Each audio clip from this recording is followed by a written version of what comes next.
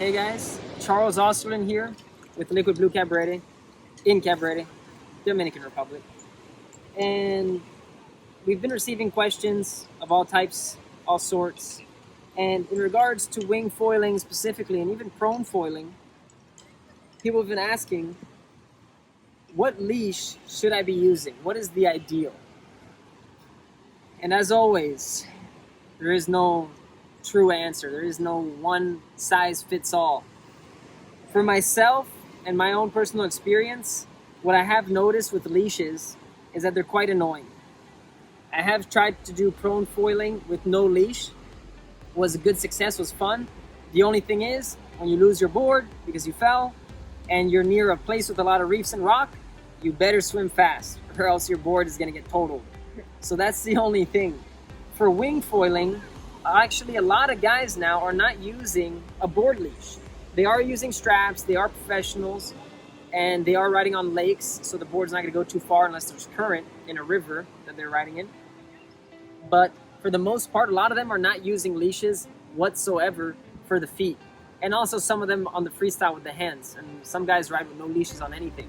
So that's really tricky. But in our case, for most of us, we're going to be using a leash, and there's a couple options we have. So me, with my surfing background, I actually attach the leash just to my ankle here. There's some people that have a longboarding background or different nature, and they use the leash right here under their knee.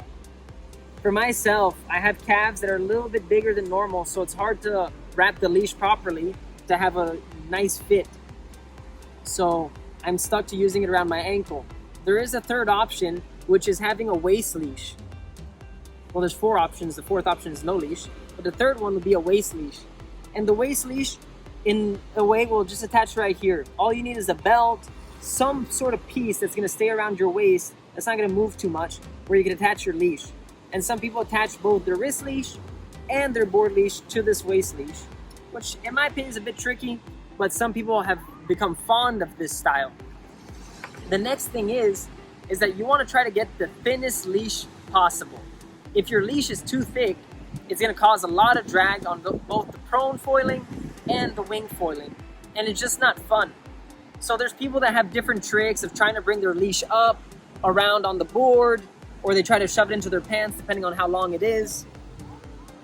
But the reality is that it is a dilemma, and you can use coil leashes, for example. There's all these small knickknacks here and there, but in general, for most people, a short, thin, regular surf leash will do the trick.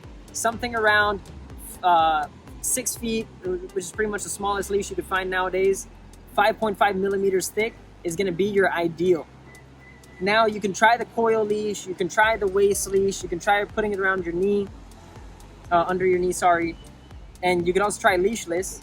But just remember that everything comes with a pro and a con, and that's something to be considered. So here I'm riding a 4.6 F1 Rocket Surf Foil.